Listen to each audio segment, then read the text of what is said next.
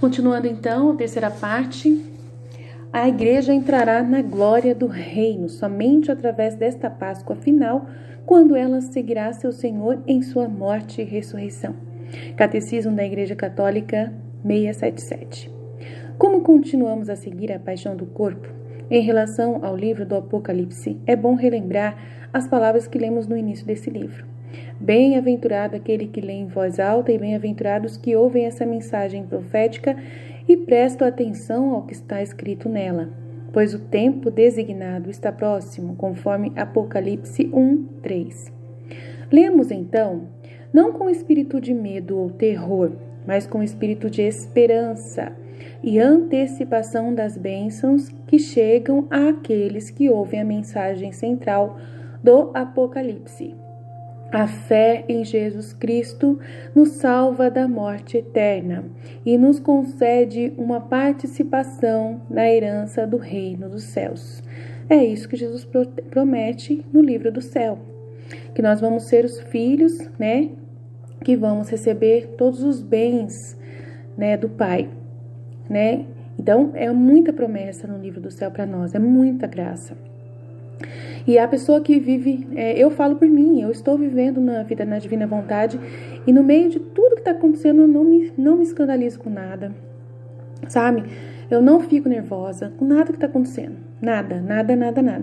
E eu garanto para vocês que a gente vai ser muito protegido, tem muita promessa de proteção nesse momento, para que a gente possa ter certeza que Deus vai usar muito da gente. A gente vai ser pessoas muito usadas por Deus, muito usadas nesse tempo,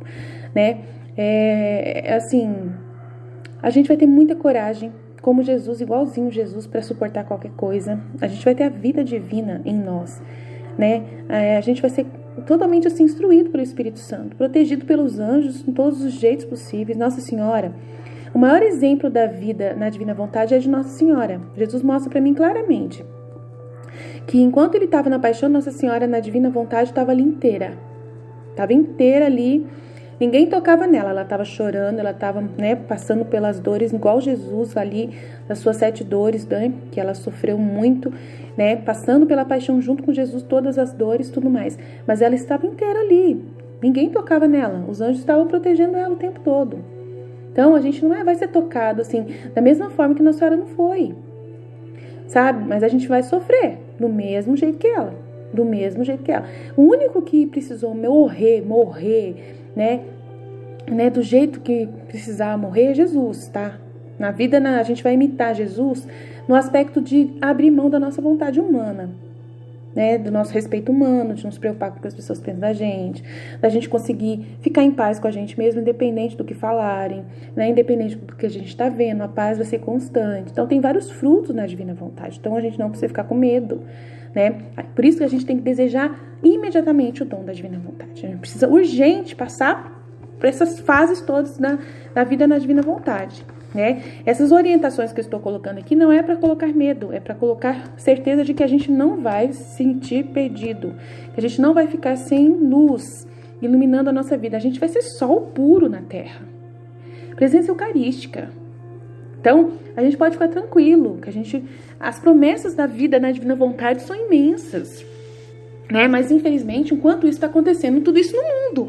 Então, a gente precisa contar para vocês o que vai estar acontecendo no mundo. E a gente vai estar no mundo vendo essas coisas tudo. Então, a gente precisa saber como lidar com isso, como se comportar diante de tudo isso, Então, por isso que a gente está trazendo esse conteúdo para vocês.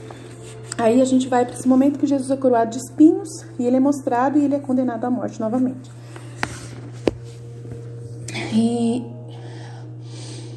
qual é a orientação nesse momento? Vamos ver.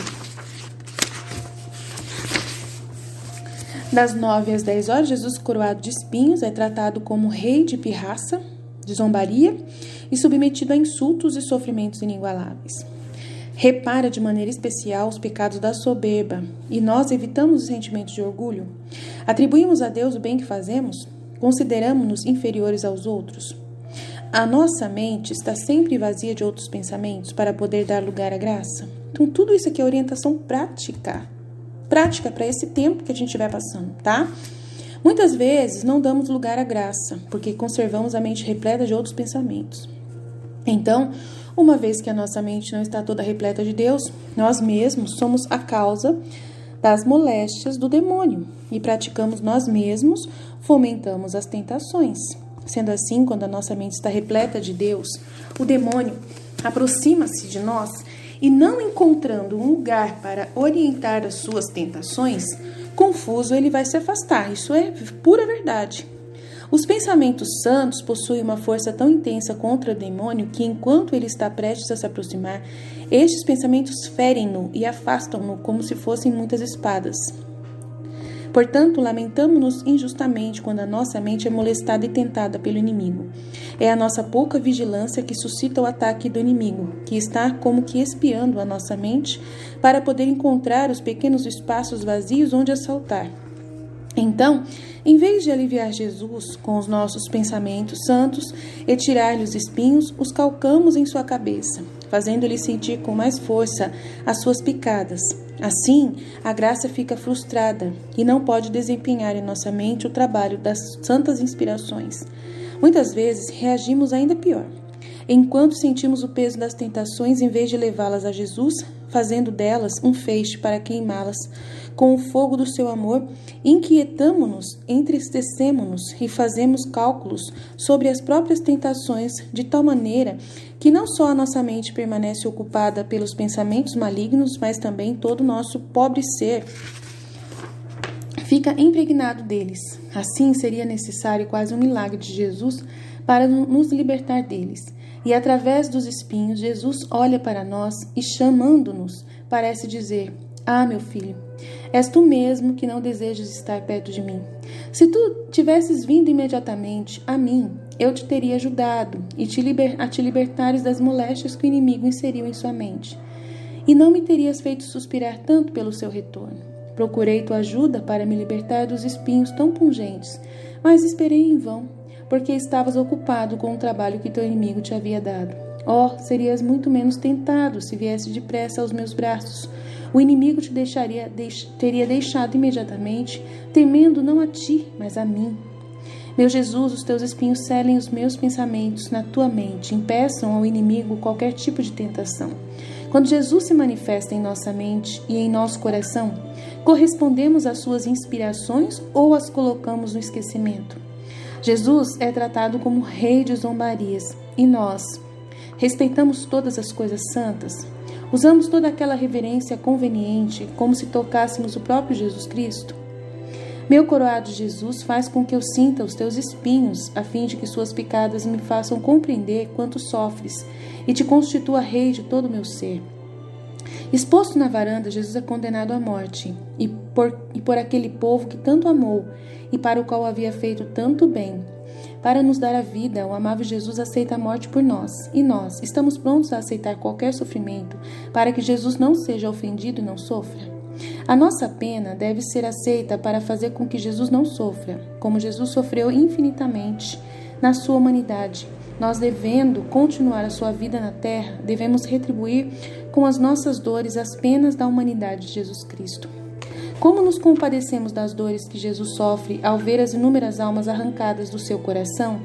Fazemos nossas as suas dores para aliviá-lo de tudo que ele sofre? Os judeus querem crucificá-lo para fazer com que morra como um infame e seu nome seja cancelado da face da terra. E nós procuramos fazer com que Jesus viva na terra?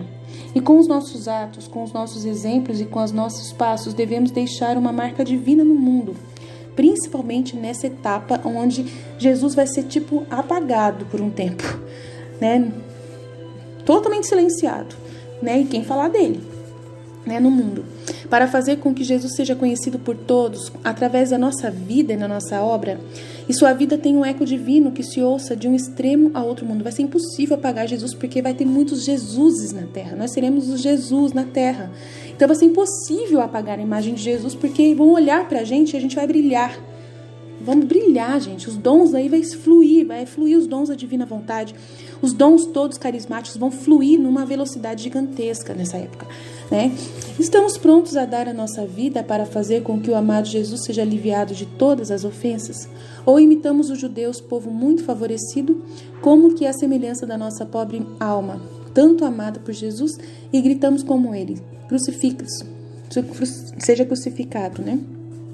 Vê Jesus condenado, a tua condenação seja minha, e eu a aceito por teu amor. E para te consolar, irei continuamente a ti para levar-te aos corações de todas as criaturas, fazer com que sejas conhecido por todos e dar a tua vida a todos. Então, tudo que a gente pedir, Jesus vai dar, né? Tudo, Deus vai dar, né? Então, Deus vai estar do nosso lado 24 horas, porque a vontade de Deus a gente vai fazer. Nós seremos a vontade pura de Deus agindo na terra, mãos de Jesus agindo, né? E Ele que vai orientar a gente. É a divina vontade, a natureza vai estar do nosso lado.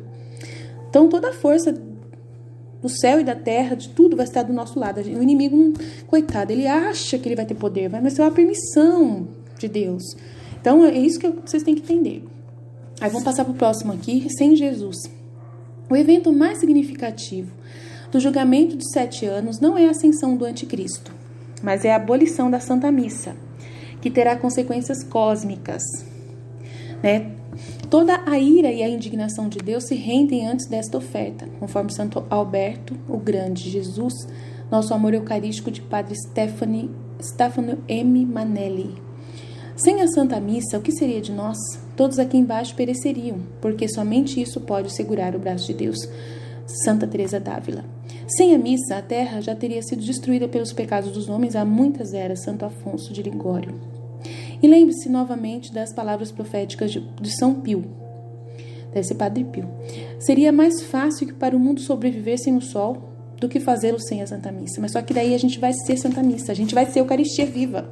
Então não vai ficar sem Jesus, entendeu? É nós que vamos ser o Jesus, tá bom?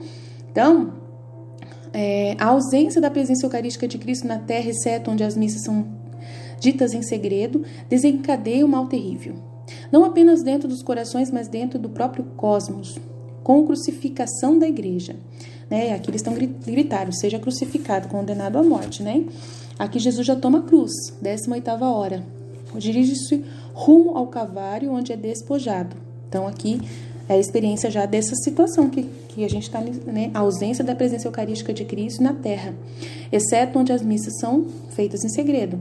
Ao vencedor darei um pouco de maná escondido. Apocalipse 2:17.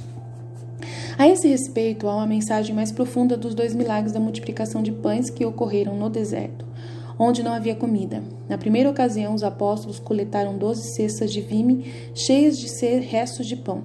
Na segunda ocasião, eles coletaram 7 cestas. Depois de pedir aos apóstolos para recordar esses milagres, Jesus lhes pergunta: você ainda não entende? Marcos 8, 13 e 21.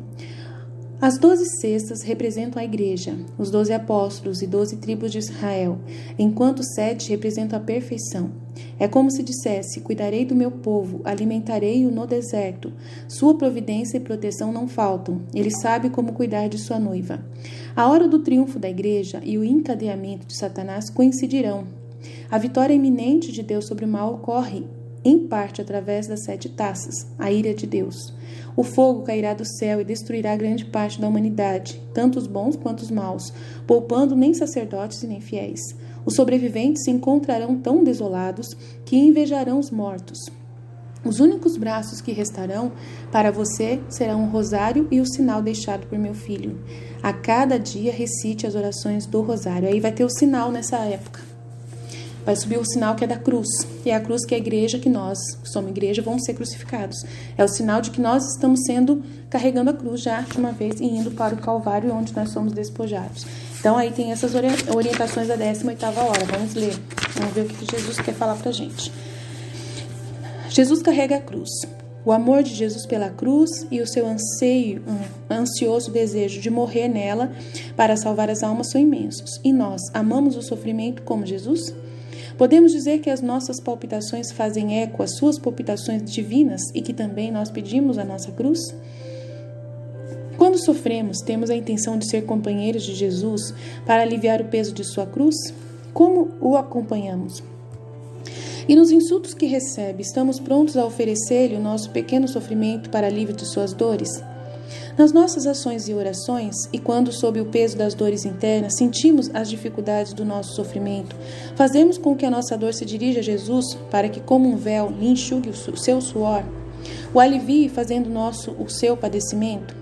Ó meu Jesus, sempre para perto de ti e permite que tu estejas sempre perto de mim, para que te conforte nesse momento com as minhas dores. Então, as nossas dores vão ser Eucaristia, vão ser ofertadas como Eucaristia. A gente não vai ficar sem alimento nesse momento. A gente não precisa ficar desesperado, né? Os filhos da divina vontade vão estar espalhados pela terra. Nem todos vão estar dentro dos lugares escondidos, nos refúgios. A gente vai estar, às vezes, no meio da guerra, né? Porque a gente é forte, né? E aí a gente vai estar com o sinal no céu da cruz nesse momento. Então, aí a gente vai para a 19ª hora, que já é a crucificação, a primeira parte da crucificação, né? Vamos lá, vamos ver o que Jesus fala aqui. Deus enviará 2 castigos. Um será na forma de guerras, revoluções e outros males. Deve se originar na terra. Outro será enviado do céu, conforme profecia católica de Yves du Pont. Com a ascensão do anticristo, a porta da arca, que permaneceu aberta, está prestes a ser fechada, assim como a arca de Noé não foi selada até depois de 7 dias, como disse a Santa Faustina. Antes de vir como justo juiz, abro primeiro a porta da minha misericórdia. Aquele que se recusa a passar pela porta da minha misericórdia deve passar pela porta da minha justiça. Divina Misericórdia em minha alma, diário número 1146. As 7 taças, Apocalipse 16, 1 a 20, parecem ser a realização literal dos eventos paralelos espiritualmente nas 4 primeiras trombetas, o cisma. Com toda a probabilidade, eles descrevem um cometa ou outro objeto celeste que passa entre a Terra e o Sol. Os bolos são as respostas justas à rebelião que consumiu o mundo e o sangue dos santos que estão sendo derramados. Eles compreendam a terceira e a última angústia que purificará a terra de toda maldade. Haverá sinais no sol, na lua, nas estrelas, e na terra as nações ficarão consternadas, perplexas com o rugido do mar e das ondas. As pessoas morrem de medo em antecipação ao que está por vir sobre o mundo, pois os poderes do céu serão abalados. Lucas 21, 25 a 28. Veremos esse objeto se aproximando da Terra. Ele pode se dividir em várias partes, como aconteceu com os cometas recentes entrando em nosso sistema solar, e atingir a Terra em várias partes, como os elementos das 4 primeiras trombetas. À medida que a cauda do dragão varria a igreja, a cauda de detritos desse objeto varria a terra, enviando uma montanha ardente no oceano e uma chuva de granizo e fogo sobre a terra e absinto, ou venenosos gases nos rios e nascentes. Por sua tremenda pressão, o cometa forçará muito fora do oceano e inundará muitos países, causando muita falta e muitas pragas. Todas as cidades costeiras viverão com medo e muitas delas serão destruídas por maremotos e a maioria dos seres vivos será morta. Mesmo aqueles que escaparem de doenças horríveis, pois em nenhuma dessas cidades uma pessoa vive de acordo com as leis de Deus. Conforme Santo Hildegard, Profecia Católica, página 16. O grande castelo. O primeiro anjo foi e derramou sua tigela na terra. Feridas inflamadas e feias irromperam sobre aqueles que tinham a marca da besta ou adoravam sua imagem, conforme Apocalipse 16, 2. O teólogo Padre José Pianuzzi especula que aqueles que receberam a marca da besta sofrerão feridas inflamadas e feias causadas por cinzas dos cometas, né? Aqueles protegidos por Deus não o farão. Aqueles que tomaram a marca sofrem esse tormento, né? Só as pessoas que foram a marca. Então, as pessoas que são protegidas por Deus, os filhos da divina vontade, não vão sofrer tanto, né? Um vento forte se erguerá ao norte, carregando forte neblina e poeira mais densa por ordem divina, e encherá suas gargantas e olhos, para que cessem sua selvageria e sejam atingidos com grande medo. Antes que o cometa chegue, muitas nações, com exceção dos bons, serão flageladas pela falta e pela fome. Santa Hildegard, no século XII. Sabe-se que os cometas contêm um pó vermelho que alguns cientistas acreditam ser tolins, que são grandes moléculas de carbono orgânico. A segunda e a terceira tigelas transformam ao mar em sangue, matando a vida marinha e destruindo rios e nascentes devido ao pó vermelho do cometa. A quarta tigela parece descrever os efeitos do cometa na atmosfera. fazendo com que o sol pareça queimar mais forte, queimando a terra. De fato, não houve um grave aviso no milagre do sol, testemunhado por dezenas de milhares em Fátima, quando o sol pulsou e pareceu cair em direção à terra. A quinta bacia parece seguir a partir da quarta, a terra queimando dos efeitos do calor abrasador. O céu cheio de fumaça mergulhando o reino da besta na escuridão total. É o momento que Jesus está sofrendo aqui, né, a sede ardente na cruz, né? Ele começa a sofrer essa sede ardente na cruz, a 19ª hora. Então a gente vai ler as reflexões desse momento. Jesus crucificado obedece aos carrascos, aceita com amor todos os insultos e dores que lhe fazem padecer. Pelo grande amor que Jesus sentia pela nossa pobre alma, encontrou na cruz o seu leito de repouso. E nós, em todas as penas, descansamos nele. Com a nossa paciência e com o nosso amor, podemos dizer que preparamos um leito para Jesus no nosso coração. Enquanto Jesus é crucificado, não há sequer uma parte interior e exterior que não padeça sofrimento singular. E todos nós permanecemos crucificados com ele, pelo menos com os nossos principais sentidos. Vai ser um terrível. Então é um momento já de crucificação mesmo. Quando em uma vã conversa ou outro divertimento semelhante encontramos nosso prazer, então é Jesus que fica pregado na cruz. Mas se sacrificamos esse momento de prazer por amor a ele, então despregamos Jesus e pregamos a nós mesmos. Conservamos sempre cravados com os pregos da sua santíssima vontade a nossa mente, o nosso coração e todo o nosso ser. Enquanto está crucificado, Jesus olha os carrascos com amor, e nós, por amor a ele, olhamos com amor quem nos ofende. Meu Jesus crucificado, teus pregos trespassem meu coração, a fim de que não haja palpitação, afeto e desejo, que não sintam a pontadas do mesmo, e o sangue que este meu coração derramar seja o bálsamo que há de curar as tuas chagas. Então é um momento já de sofrimento, né, que a gente tem que entender, que tem que passar junto com Jesus, que tem que passar pela dor, aceitar essa dor. Então é muito importante. Aí a gente já vai para a 20ª hora, que é a primeira hora de agonia na cruz, a primeira palavra de Jesus. Então vamos ver o que continua falando aqui no artigo e depois a gente segue para as reflexões desse momento. Provavelmente uma consequência do 5º e 6º bol seca o rio Eufrates e libera espíritos demoníacos para atrair os reis do Oriente a se reunirem no Armagedon. Armagedon significa montanha do Megido. Como o Megido foi palco de muitas batalhas decisivas da antiguidade, a cidade se tornou o símbolo da derrota desastrosa final das forças do mal. Conforme Apocalipse 16:16, isso prepara o mundo para a 7ª e última tigela, que será derramada sobre o mundo, um terremoto que abalará os fundamentos do mal. Então, a gente está no momento ali da crucificação. Jesus já está crucificado. Quando ele está na crucificação, o demônio já vai descobrir que ele perdeu, porque até então ele não sabia que Jesus era Cristo. Quando Jesus é crucificado, é o momento que o demônio descobre que ele é Jesus, que ele é o Messias. Aí já é tarde demais, né? Já é tarde demais. E já está crucificado. Entre na arca, você e toda a sua família. Daqui a 7 dias vou chover sobre a terra por 40 dias e 40 noites, conforme Gênesis 7, de 1 a 4. O grande terremoto. Com o a 7ª tigela, é tigela, mas é taça, né? Com a 7ª tigela derramada, ou bacia, taças, o julgamento de Deus sobre o reino da besta está atingindo seu clímax. O 7º anjo derramou sua taça no ar, uma voz alta saiu do templo do trono, dizendo, está feito.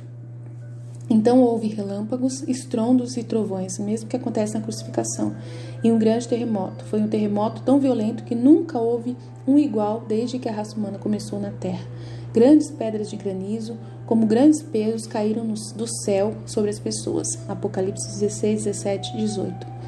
Né? Então aqui já é o momento que está sendo consumado. Vamos ler então o restante da crucificação. Jesus elevado na cruz, fica suspenso sem tocar o chão, e nós procuramos viver desapegados do mundo, das criaturas e de tudo quanto é terrestre.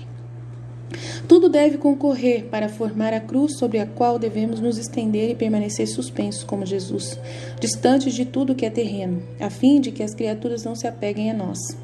O Jesus angustiado não tem outro leito senão a cruz, outro refúgio senão as chagas e os insultos. E o nosso amor a Jesus chega a tal nível que encontra alívio nos sofrimentos. Tudo o que fazemos, orações, padecimentos e outras coisas, encerremos tudo nestas chagas, mergulhando tudo no sangue de Jesus. Só encontraremos conforto em suas dores. Assim, as chagas de Jesus serão as nossas.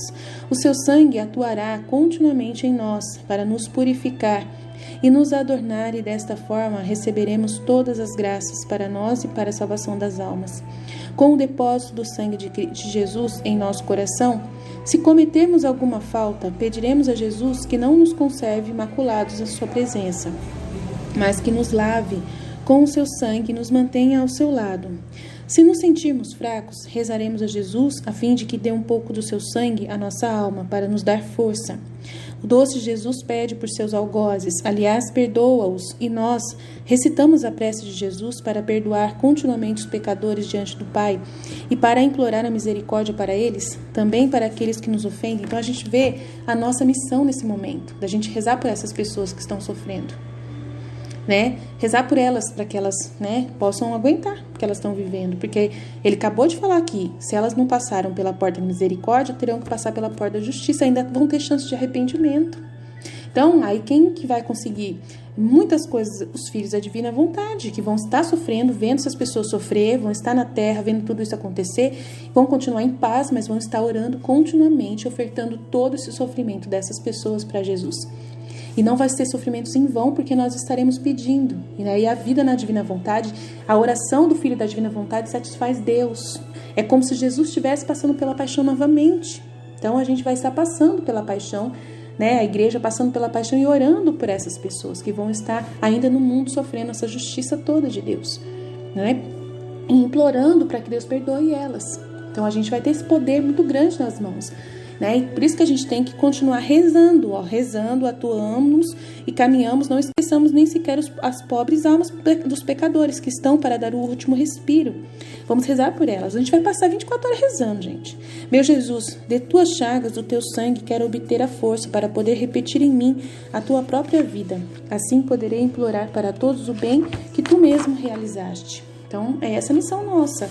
Aí a 21ª hora ele ainda está na agonia, já é a 2ª hora da agonia, o momento que ele perdoa os algozes, nós vamos perdoar também, Todas essas palavras vão ter sentido pra gente, A gente vai estar meditando, a gente vai estar no nosso refúgio, meditando tudo, protegidos, marcadinhos por Nossa Senhora, mas rezando pelo povo que está lá fora sofrendo, Então Jesus perdoa o bom ladrão, com tanto amor que imediatamente o leva consigo para o paraíso. E nós vamos perdoar essas pessoas e vamos sentindo a compaixão de Jesus por elas, passando o que elas estão passando.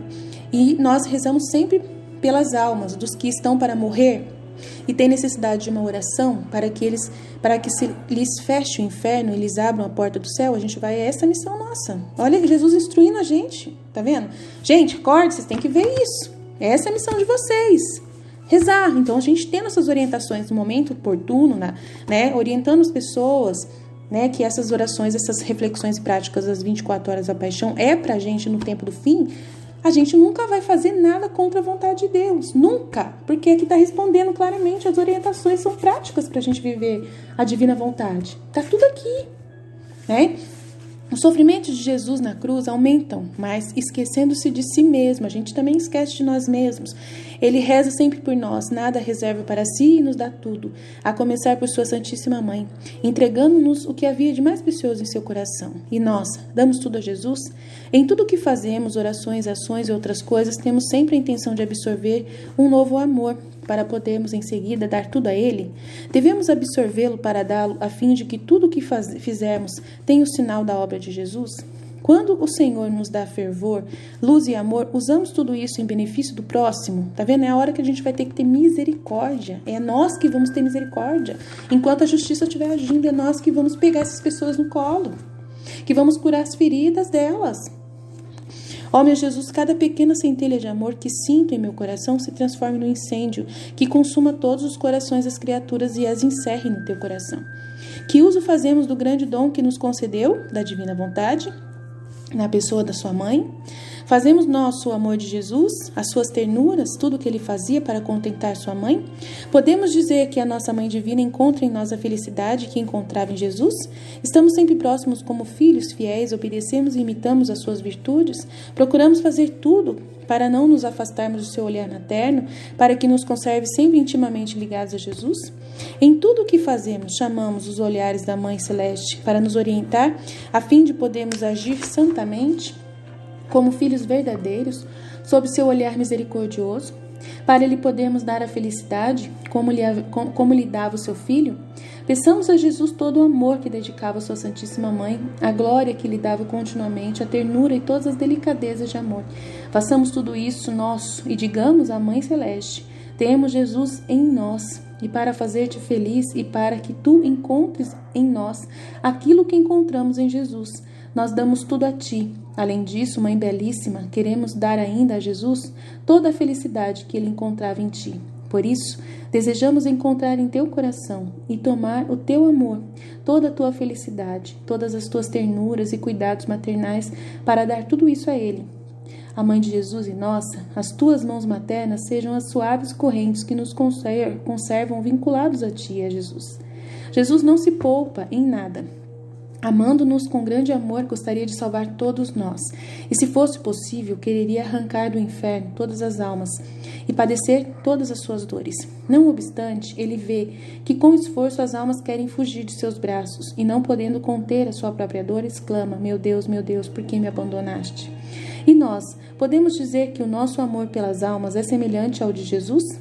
Nossas orações, nossas dores e todos os nossos pequenos atos estão unidos aos atos e às preces de Jesus para arrancar as almas do inferno? Como temos compaixão neste seu sofrimento imenso? Se nossa vida se pudesse consumar em um holocausto contínuo, não seria suficiente para consolar esta dor. Cada pequeno ato, esforço, pensamento que fazemos unidos a Jesus para servir, para conquistar almas, porque a gente ainda vai estar conquistando almas, gente. Essas pessoas não estão condenadas ainda, tá? Para conquistar almas, para que não caiam no inferno, unidos a Jesus, teremos em nossas mãos o seu próprio poder. Olha aqui, gente, é orientação pura para essa época, gente. Para hoje, tá? É orientação plena. Unidos na divina vontade, fundidos com a vontade divina, teremos em nossas mãos o próprio poder de Jesus. Ao contrário, se não realizarmos nossos atos unidos a Ele, estes nos servirão sequer para impedir que uma só alma vá para o inferno. E aí a gente não vai estar colocando em prática a nossa vida na divina vontade. Meu amor e meu tudo, conserva-me intimamente unido ao teu coração, a fim de que sinta depressa o quanto o pecador te entristece ao separar-se de ti, e assim poder fazer algo logo da minha parte. Ó meu Jesus, o teu amor amarre o meu coração, para que, abrasado pelo teu fogo, possa sentir o amor que tu mesmo tinhas pelas almas. Quando sofro dores, penas e amarguras, então, Jesus, desabafa a tua justiça sobre mim e recebe a satisfação que desejas. Mas o pecador, ó Jesus, seja salvo, e as minhas dores constituam um vínculo para que te ligue ao pecador e a minha alma receba a consolação de ver tua justiça satisfeita. Então a gente vai, de repente, no momento que a gente está querendo salvar essas pessoas, que a gente vai ver pessoas sofrendo ali fora, né? E a gente pode salvar alguém que está pedindo socorro, a gente vai, e a gente de repente cai alguma coisa em nós, a gente vai ofertar. A gente vai aceitar, como Jesus aceitou os golpes sobre ele, entendeu? Então a gente tem que entender claramente que a gente vai ser curado, a gente vai ter dom de cura, a gente vai ter dons especiais, muito especiais, né? O Filho da Divina Vontade vai ter muitos dons, muitos poderes na Divina Vontade. Então a gente precisa entender isso tudo que Jesus quer ensinar pra gente. Então vamos continuar aqui. De fato, ao romper o sexto selo, lemos que o céu estava dividido como um pergaminho rasgado se curvando. Assim também, depois que Jesus morreu na cruz, no momento definitivo de quando o julgamento do Pai pronunciado sobre a humanidade é suportado por seu Filho, as Escrituras dizem: eis que o véu do santuário foi rasgado em dois, de cima para baixo. A terra tremeu, as tochas foram divididas, as tumbas foram abertas e os corpos de muitos santos adormeceram, foram levantados. que adormeceram foram levantados. E saindo de suas tumbas após a ressurreição, eles entraram na cidade santa e apareceram para muitos, conforme Mateus 27, 51 a 53, que foi após a ressurreição que levantaram essas pessoas da tumba. A sétima taça pode ser o momento em que as duas testemunhas serão ressuscitadas, pois São João escreve que eles ressuscitarão os mortos, 3 dias e meio. Ressuscitaram dos mortos em 3 dias e meio, depois de terem sido martirizados. Isso pode ser simbólico por 3 anos e meio, isto é, próximo ao fim do reinado do anticristo. Pois lemos que no momento de sua ressurreição, um terremoto ocorre em uma cidade, provavelmente Jerusalém, e 1/10 da cidade caiu em ruínas. 7.000 pessoas foram mortas durante o terremoto e os demais ficaram aterrorizados e deram glória a Deus no céu, conforme Apocalipse 11, 12 a 13. Então a gente já está no momento da morte, terceira hora de agonia, morte de Jesus. Vamos ler o que fala aqui, que está batendo com o que a gente está falando aqui da morte de Jesus. Nesse momento, Jesus arde de sede. E nós ardemos de amor por Jesus? Os pensamentos e afetos têm sempre a finalidade de saciar a sua sede ardente, ardente por alma, sede de almas. Jesus sedento, não conseguindo aguentar mais a sede que o queima, acrescenta: tudo está consumado. Portanto, Jesus consumiu-se por todos nós. E nós esforçamo-nos em tudo para ser uma constante consumação de amor a Jesus. Cada ato, palavra, pensamento conduziam Jesus à consumação. E cada ato nosso, palavra e pensamento nos impele a nos consumarmos por amor de Jesus. Ó Jesus, minha doce vida, o teu hálito consumado sopre sempre em meu pobre coração para poder receber o sinal da tua consumação. Na cruz, Jesus cumpre em tudo a vontade do Pai e expira com um perfeito ato de abandono na sua santíssima vontade. E nós, realizamos em tudo a vontade de Deus? Abandonamos-nos perfeitamente na sua vontade, sem considerar se obtemos bom êxito ou fracassamos? Felizes unicamente por estarmos abandonados nos seus santíssimos braços? O morrer a nós mesmos é contínuo por amor a Jesus? Podemos dizer que, embora vivamos, não vivamos, que morremos para tudo a fim de viver, não de nossa vida, mas somente da vida de Jesus? Ou seja, tudo o que fazemos, que pensamos, que desejamos e amamos, reflete em nós a vida de Jesus para fazer morrer nossa palavra, nosso passo, nosso desejo e nosso pensamento, tudo em Jesus? Ó meu Jesus, a minha morte seja uma morte constante por amor a Ti, e cada morte que padeço seja uma vida que tenciono dar às almas. Então é Jesus morto e trespassado por um golpe de lança, que é a 23ª hora. Vamos ler o que nós vamos continuar aqui. Pela primeira vez durante toda a destruição, ouvimos João registrar que há arrependimento, quando eles deram glória ao Deus do céu. Aqui vemos porque os pais da igreja atribuem a eventual conversão do judeu, em parte, às duas testemunhas do Senhor, que eu considero ser a Luísa e a Nossa Senhora. E Enoque e Elias, a mordida, serão enviados e eles converterão o coração dos pais nos filhos, ou seja, transformarão a sinagoga em nosso Senhor Jesus Cristo e na pregação dos apóstolos. São João Damasceno, doutor da igreja. O luto inconsolável, o lamento e o choro prevalecerão em toda parte. Os homens buscarão ajuda do anticristo e, porque ele não será capaz de ajudá-los, chegarão à conclusão de que ele não é Deus. Quando finalmente entenderem o quanto ele os enganou, eles buscarão a Jesus Cristo. Conforme Santo Hipólito, detalhes sobre o anticristo, Dr. Franz Spirago. A ressurreição das duas testemunhas é prefigurada pelos santos que ressuscitaram após a ressurreição de Cristo e entraram na cidade santa, conforme Mateus 27, 53 e Apocalipse 11, 12. Vitória. Aí Jesus morre, é vitória, Depois de sua morte, Jesus desceu aos mortos para libertar almas ligadas em escravidão a Satanás. Assim também o véu do templo no céu aberto e o cavaleiro sobre o cavalo branco sai para libertar seu povo da opressão do anticristo. Então vamos ler aqui as reflexões da 23ª hora. Depois de sua morte, Jesus por nosso amor quis ser ferido por uma lança. E nós, deixamos-nos ferir inteiramente pelo amor de Jesus? Ou então nos deixamos ferir pelo amor das criaturas, pelos prazeres e pelo apego a nós mesmos? Também a insensibilidade, a obscuridade e as mortificações interiores e exteriores são chagas que o Senhor suscita à alma. Se não as recebemos das mãos de Deus, ferimos-nos a nós mesmos e as nossas feridas aumentam as paixões, as fraquezas, o amor próprio e, enfim, todo o mal. Ao contrário, se as recebemos como feridas provocadas por Jesus, nestas feridas Ele colocará o seu amor, suas virtudes e sua semelhança, que nos farão merecer seus beijos, suas carícias e todos os planos do amor divino. Essas feridas serão vozes contínuas que o invocarão e o farão ficar sempre conosco. Ó meu Jesus, a tua lança seja a minha sentinela e me defenda das feridas de todas as criaturas. Jesus deixa-se depor da cruz e coloca-se nos braços da mãe. Daí volta a nossa mãe aqui, a testemunha, né? Jesus deixa-se depor da cruz e coloca-se nos braços da mãe. E nós depomos nas mãos de nossa mãe todos os nossos temores, nossas dúvidas e nossas ansiedades, né? Que é o momento que a igreja vai estar passando por esse momento de arrependimento, né? Os que ficaram, que se converterem, né? De arrependimento. Jesus repousou no colo da mãe, nós vamos repousar no colo da mãe. E nós permitimos que Jesus descanse, afastando os nossos medos e nossas agitações, então as pessoas vão se converter à igreja e vão entrar na cidade santa, né? Vão se converter nesse momento que falou aqui, que o anticristo vai ser revelado, né? E muitos vão se converter. Minha mãe, com as tuas mãos maternais, priva o meu coração de tudo que possa impedir que Jesus descanse em mim. Aí a sepultura de Jesus, a 24ª hora. Aí a gente vai continuar aqui e ver o que Jesus vai falar pra gente.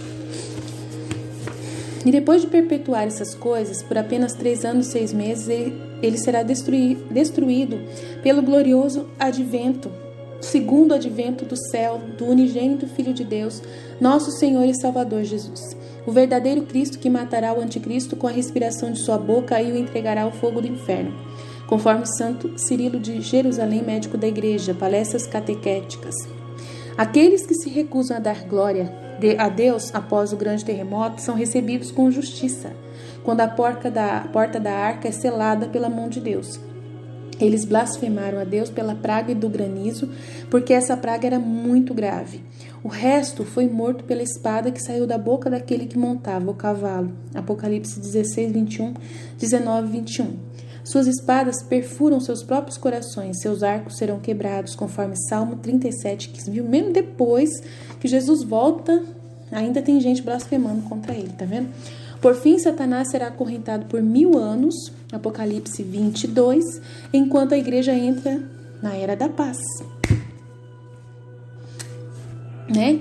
E haverá em certo sentido, neste mundo ocidental, uma crise de nossa fé, mas sempre teremos também um reavivamento da fé, porque a fé cristã é simplesmente verdadeira e a verdade sempre estará presente no mundo humano.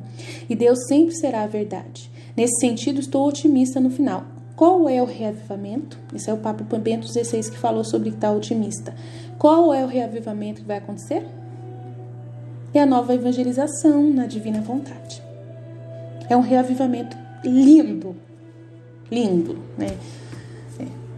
Todo mundo que está lendo o livro do céu sabe, né, o que Jesus está falando, né? E aí vamos ler as últimas reflexões práticas da 24ª hora. Jesus é sepultado, uma pedra guarda-o e impede que a mãe volte a admirar seu filho. E nós, escondemos-nos do olhar das criaturas, somos indiferentes se todos nos esquecem. Nas coisas santas permanecemos indiferentes, com aquela santa indiferença que não faz transgredir nada. No abandono total de Jesus, vencemos tudo com a santa indiferença que nos leva continuamente até Ele, e com nossa perseverança fazemos uma suave corrente para o atrair a nós. Nosso olhar está sepultado no olhar de Jesus, de forma a olharmos somente aquilo que Jesus quer. Nossa voz está sepultada na voz de Jesus, de tal forma que, se quisermos falar, só falamos com a língua de Jesus. Nossos passos estão sepultados nos seus, de modo que, quando caminhamos, ficam os sinais, não dos nossos, mas dos passos de Jesus. E o nosso coração está sepultado no de Jesus, para poder amar e desejar como seu coração ama e deseja.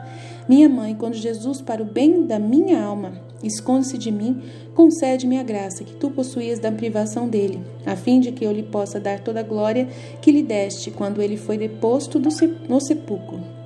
Ó Jesus, quero rezar com tua voz e assim, como tua voz penetrava nos céus e se repercutia nas vozes de todos, assim a minha, prestando honra à tua voz, chegue também nos céus para te dar a glória e o amor da tua própria palavra.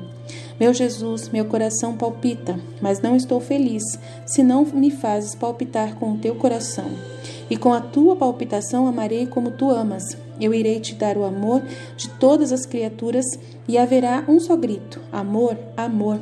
Ó meu Jesus, faz honra a ti mesmo, e em tudo aquilo que eu faço coloco o selo do teu próprio poder, do teu amor e da tua glória. Amém. Então, essas horas da paixão, Jesus dá orientação no começo do livro das horas da paixão, aqui falando claramente, né? Minha filha, agrada-me tanto quem vai meditando sempre na minha paixão e sente e compadece de mim, que me sinto recompensado por tudo aquilo que sofri durante a minha paixão. E a alma, meditando sempre nela, prepara um alimento contínuo, e neste alimento existem diversos temperos e sabores que produzem diversos efeitos. Assim como durante a minha paixão me deram cordas e correntes para me prenderem, assim a alma me desata e me dá a liberdade. Eles desprezaram-me, escancarraram-me e desonraram-me. Essa alma estima-me, limpa-me daqueles escarros e honra-me. Eles despiram-me e flagelaram-me. Ela cura-me e veste-me. Eles coroaram de espinhos, tratando-me como falso rei. Amarguraram-me a boca com fel e crucificaram-me. A alma, meditando todas as minhas penas, coroa-me de glória e honra-me como seu rei. Encha-me a boca de doçura, dando-me o alimento mais delicioso, que é a memória das minhas próprias obras, e despregando-me da cruz, faz-me ressuscitar no seu coração. Dou-lhe como recompensa, cada vez que faz isto, uma nova vida de graça, de modo que ela é o meu alimento, e eu faço-me seu alimento contínuo. Por isso, a coisa que mais me agrada é o meditar sempre na minha paixão. Então, Jesus dando algumas orientações do valor das horas da paixão. Vamos terminar aqui a Era da Paz e a gente, pra gente terminar esse série. De 6 problemas ele o livrará, e no 7º nenhum mal o tocará. Jó 5,19. O número 7 da última taça é o cumprimento da 7ª trombeta. Significa a conclusão do julgamento dos ímpios e cumpre as palavras do salmista. Os que praticam o mal serão exterminados, mas os que esperam no Senhor possuirão a terra. Espere um pouco, e os ímpios não existirão mais. Procure-os, e eles não mais estarão lá, conforme Salmo 37, 9 e 10. Com o surgimento do sol da justiça, a alvorada do dia do Senhor, a chegada do reino de Deus, que os filhos da divina vontade vão pedir, fazendo os giros da alma, fazendo o relógio vivo da paixão, nós vamos pedir essa alvorada do dia do Senhor. O remanescente fiel, que foi fiel, que seguir essas instruções das 24 horas da paixão, que rezar tudo direitinho, ler o livro do céu, que viver na divina vontade, dando a sua vontade humana nos 31 dias para Nossa Senhora, tudo isso que a gente fizer, vai acontecer, esse momento dessa alvorada do sol da justiça. Em toda a terra, diz o Senhor, 2/3 deles serão cortados e perecerão, e 1/3 será deixado. Nós seremos esse 1/3 que será deixado. Trarei o 1/3 pelo fogo, e os refinarei como prata é refinada, e os testarei como ouro é testado. Invocarão meu nome e eu os ouvirei. Eu direi, eles são meu povo, e eles dirão, o Senhor é o meu Deus, conforme Zacarias 13, 8, 9. A gente vai aguentar tudo. Lendo as 24 horas de paixão, lendo a vida íntima de nosso Senhor Jesus Cristo, o livro do céu, a gente vai aguentar qualquer coisa. A gente vai ter alimento nessas horas, Assim como Jesus ressuscitou dos mortos no 3º dia, também os mártires desta tribulação, os mártires da divina vontade, que já estão mortos para si mesmos, não pensam neles mesmos, surgirão no que João chama de primeira ressurreição. Vi também as almas daqueles que haviam sido decapitados por seu testemunho de Jesus. Claro, muitos vão morrer também, vão ser decapitados, como dizem, mortos, a tiro, de várias formas, Terão muitos filhos da divina vontade que vão aceitar o sacrifício de morrer, mesmo nessa época de perseguição. Vi também as almas daqueles que haviam sido decapitados por seu testemunho de Jesus e da palavra de Deus, e que não tinham adorado a besta ou sua imagem, nem haviam aceitado sua marca na testa ou nas mãos. Eles voltaram à vida e reinaram com Cristo por 1000 anos. O resto dos mortos não voltou à vida até os 1000 anos terminarem. Esta é a primeira ressurreição. Então, os filhos da divina vontade que viverem isso plenamente dentro da divina vontade vão ressuscitar e vão reinar com Jesus 1000 anos. Segundo os profetas, os eleitos de Deus centralizam sua adoração em Jerusalém por 1000 anos, ou seja, um período de paz prolongado. Assim diz o Senhor Deus: ó meu povo. Ai, eu vou chorar, não vou aguentar. Ó meu povo, abrirei suas sepulturas e vocês se levantarão delas. Eu os trarei de volta à terra de Israel. Eu colocarei meu espírito em vocês, para que vocês possam viver, e eu o estabelecerei em sua terra. Assim sabereis que eu sou o Senhor. Então serão resgatados todos os que invocam o nome do Senhor. Pois no Monte Sião haverá um remanescente, como o Senhor disse, e em Jerusalém sobreviventes a quem o Senhor chamar. Ezequiel 37, 12, 14, Joel 3, 5. O advento do cavaleiro sobre o cavalo branco não é o retorno final de Jesus em carne, quando vem para o juízo final. Não, é a vida do Espírito. Né? A vida na divina vontade, o reino da divina vontade não é Jesus voltando definitivamente, não é. É a gente vivendo com ele dentro da gente. É o seu espírito, é a efusão total do seu espírito, é a nova Pentecostes glorificado, né? Segundo Pentecostes. É um derramamento para estabelecer paz e justiça. A gente vai ter Jesus dentro de nós, a gente vai falar com ele, a gente vai ouvir ele o tempo todo. A gente vai viver nessa vida divina, reivindicando a sabedoria e preparando sua igreja para recebê-lo em uma nova pura e imaculada. É o reinado de Jesus em nossos corações. É o dom da divina vontade reinando, a vida na divina vontade em nossos corações.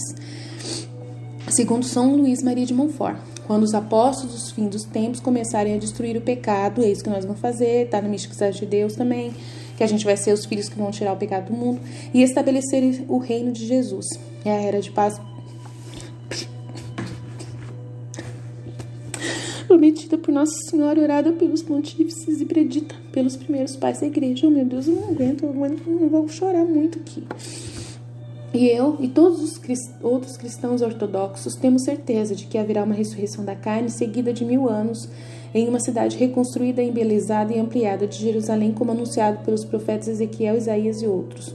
Um homem entre nós chamado João, um dos apóstolos de Cristo, recebeu e predisse que os seguidores de Cristo habitariam em Jerusalém por 1000 anos e que depois da ressurreição, o julgamento universal e em suma eterna aconteceriam. São Justino Marte, diálogo com Trífon, pais da igreja. E o fim chegará. Aí depois disso vai acontecer realmente o juízo final, né? Então, efeitos dos exercícios das horas da paixão. Minha filha, quem pensa sempre na minha paixão forma no seu coração uma nascente. E quanto mais pensa na minha paixão, mais essa nascente cresce. E assim como as águas que brotam dela são águas para todos, esta nascente da minha paixão que se forma no coração serve para o bem da alma, para a minha glória e para o bem de todas as criaturas. E eu, meu bem, diz-me, o que darás como recompensa àqueles que farão as horas da paixão como tu me ensinaste? Ele disse, minha filha, não olharei para essas horas como coisas vossas, mas feitas por mim, e vos darei os meus próprios méritos, os mesmos efeitos, como se eu estivesse sofrendo a minha paixão em ato, segundo a disposição das almas nesta terra. Não podia dar-lhes prêmio maior. Depois no céu irei colocá-las de frente, lançando-as como setas de amor e de contentamento. Por quantas vezes fizeram as horas da paixão, e elas me lançarão a mim? Isso será um doce encanto para todos os bem-aventurados. Então ele acrescentou, o meu amor é como fogo, mas não como fogo que consome as coisas e destrói os cenários. É o meu fogo vivifica, aperfeiçoa, queima e consome só aquilo que não é santo. Os desejos, os afetos, os pensamentos que não são bons. Essa é a virtude do meu fogo, queima o mal e dá vida ao bem. Então, se a alma não sente em si nenhuma tendência ao mal, pode estar certa que é o meu fogo que sente em si mesma, o fogo e uma mistura de maldade. Há muito a duvidar que não seja meu verdadeiro fogo. Então, se ela sentiu fogo, mas ainda tem maldade, ela tem que ficar duvidosa, né? O valor das horas da paixão é a recompensa que Jesus dará para aquele que a faz. Estava a escrever as horas da paixão e pensava para comigo. No volume 11, outubro de 1994. Estava a escrever as horas da paixão e pensava comigo, quantos sacrifícios fiz para escrever essas benditas horas da paixão, sobretudo ao ter que escrever certos atos que ocorreram só entre mim e Jesus? qual será a recompensa que ele me dará por isso? E Jesus, fazendo-me escutar a sua voz suave e melodiosa, disse-me: Minha filha, como recompensa por teres escrito as horas da minha paixão, irei te dar um beijo e uma alma, por cada palavra que escreveste. E eu, meu amor, isto é o que dás a mim. E a quem as fizer, o que lhe darás? E Jesus disse: Se as fizeres juntamente comigo, com a minha própria vontade, cada palavra que recitarem, irei dar-lhes também uma alma. Porque a maior ou menor eficácia destas horas da minha paixão encontra-se na maior ou menor união que tem comigo. Fazendo-as com a minha vontade, a criatura esconde-se no meu querer. E quando o meu querer age, posso fazer tudo o bem que eu quero, mesmo por uma só palavra, e isso cada vez mais que as fizerem. Noutra vez, estava a lamentar-me com Jesus, porque depois de tanto sacrifício para escrever estas horas da paixão, eram poucas as almas que as faziam. E ele disse: Minha filha, não te lamentes, ainda que fosse uma só, deverias estar feliz. Não teria eu sofrido toda a minha paixão, ainda que fosse para salvar uma só alma? Assim também tu. Nunca se deve deixar de fazer o bem só porque poucos aproveitarão. O mal é para quem não aproveita. E como a minha paixão fez adquirir o mérito à minha humanidade, como se todos se salvassem, se bem que nem todos se salvem, porque a minha vontade queria salvar a todos, e mereci segundo aquilo que eu queria, não segundo o proveito que teriam as criaturas. Assim tu, na medida em que tua vontade se uniu à minha, em querer fazer bem a todos, serás recompensada. O mal é para aqueles que, podendo fazê-las, não as fazem. Estas horas são as mais preciosas de todas, porque não são outra coisa senão repetir aquilo que fiz no percorrer da minha vida mortal e continuo a fazer no Santíssimo Sacramento. Quando sinto estas horas da minha paixão, é como se sentisse a minha própria voz, as minhas próprias orações. Naquela alma vejo a minha vontade, que é aquela de querer o bem a todos e de reparar a todos. E eu sinto-me levado a morar nela, para poder fazer nela aquilo que ela própria faz. Oh, como gostaria que em cada país existisse ao menos uma que fizesse estas horas da minha paixão. Iria me sentir a mim próprio em cada país, e nestes tempos a minha justiça tão descontente ficaria em parte aplacada. Acrescento que um dia estava fazendo a hora da paixão em que a Celeste Mãe sepultou Jesus, e eu a segui para lhe fazer companhia e partilhar sua amarga desolação. Não era meu costume fazer esta hora, só a fazia algumas vezes. Estava indecisa se devia fazê-lo ou não, e Jesus bendito, todo cheio de amor, e como se me dissesse, disse: Minha filha, não quero que deixes de fazê-la. Irá fazer por amor a mim e em honra de minha mãe. Deve saber que cada vez que tu a fazes, a minha mãe sente-se como se estivesse pessoalmente na terra, a repetir a sua vida, como se recebesse aquela glória e amor que me deu sobre a terra.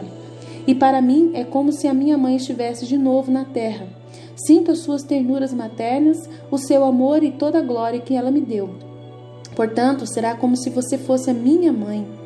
Depois, abraçando-me, sentindo ou dizer baixinho, minha mãe, e recordava-me daquilo que fez e sofreu a doce mãe naquela hora, e eu a seguia, e desde então nunca mais deixei de fazê-la. Enquanto fazia as horas da paixão, Jesus, contentando-se, disse-me: Minha filha, se tu soubesse o grande prazer que eu experimento ao ver-te repetir e voltar a repetir sempre estas horas da minha paixão, tu te sentirias feliz. É verdade que os meus santos meditaram a minha paixão e compreenderam quanto sofri e desfizeram-se em lágrimas de compaixão, por amor às minhas penas, mas não assim, deste modo tão contínuo e repetido tantas vezes com esta ordem, de modo que posso dizer que tu és a primeira que me dá esse prazer tão grande e especial e vais repetindo minuciosamente em ti, hora a hora, a minha vida e aquilo que eu sofri. E eu sinto-me tão atraído que, hora a hora, dou-te o alimento e como contigo o mesmo alimento, e faço contigo aquilo que tu fazes. Saiba que te recompensarei abundantemente com novas luzes e novas graças. E depois da tua morte no céu, irei te cobrir sempre com uma nova luz e glória, todas as vezes que na terra as almas fizerem estas horas da minha paixão. O mundo está em ato constante de renovar a minha paixão. E como a minha imensidade envolve tudo, dentro e fora das criaturas, assim sou constrangido ao seu contato a receber cravos, espinhos, flagelos, desprezos, escarros e tudo mais que sofri na paixão e ainda mais. Ora, ao contato com estas almas que fazem estas horas da minha paixão, sinto que me arrancam os cravos, me tiram os espinhos, me suavizam as chagas e me limpam os escarros. Sinto que me retribuem com o bem o mal que os outros me fazem. E eu, sentindo que ao seu contato não me faz mal, mas bem, apoio-me sempre mais nelas. Então é muito lindo, né? O que ele está dizendo para nós. Então a gente precisa entender. Ele fala aqui: minha filha, cada vez que a criatura se funde em mim, dá a todas as criaturas o fluxo da vida divina. E segundo a necessidade que as criaturas têm, obtém o seu efeito. Quem é frágil sente a força. Quem é obstinado na culpa recebe a luz. Quem sofre recebe conforto e assim para o resto. Depois achei-me fora de mim mesma, encontrando-me no meio de muitas almas. Parecia que eram almas do purgatório e santos. E nomeavam uma pessoa que eu conhecia que tinha falecido não há muito tempo. E me diziam: ele sente-se como que feliz ao ver que não existe alma no purgatório que entre no purgatório que não leve a marca das horas da paixão. E obsequiadas, ajudadas por estas horas, tomam o seu posto no lugar seguro. E não existe alma que voe paraíso que não seja acompanhada destas horas da paixão. Estas horas fazem chover do céu um orvalho contínuo sobre a terra, no purgatório e até no céu. Ao escutar isso, dizia para comigo: certamente meu Jesus, para manter a palavra dada, que a cada palavra das horas da paixão me daria uma alma, faz com que não exista nenhuma alma que se salve, que não se sirva destas horas. Depois voltei a mim e, tendo encontrado meu doce Jesus, perguntei-lhe se seria verdade, e ele disse: estas horas são a ordem do universo, e colocam em harmonia o céu e a terra, e sustentam-me para não mandar destruir o mundo. Sinto circular o meu sangue, as minhas chagas, o meu amor e tudo que fiz, e deslizam em todos para salvar a todos. E quando as almas fazem estas horas da minha paixão, sinto colocar a caminho o meu sangue, as minhas chagas, as minhas ânsias de salvar as almas, e sinto repetir a minha vida. Como poderão as criaturas obter algum bem se não for por meio destas horas? Por que duvidas? Isso não é coisa tua, mas minha. Tu foste somente o instrumento forçado e débil. Amém. Fiat, estivemos reunidos, continuaremos sempre no amor e na misericórdia desse Deus Todo-Poderoso. Pai, Filho e Espírito Santo. Amém. Jesus, eu confio em vós. Espero que vocês tenham gostado. Me perdoe se eu li muito rápido, mas assim foi de todo o coração que Deus me deu essa inspiração para fazer essa série. Então eu acabo por aqui, né? Se ele colocar mais alguma coisa, a gente vai colocando aqui no canal. Deus abençoe a todos.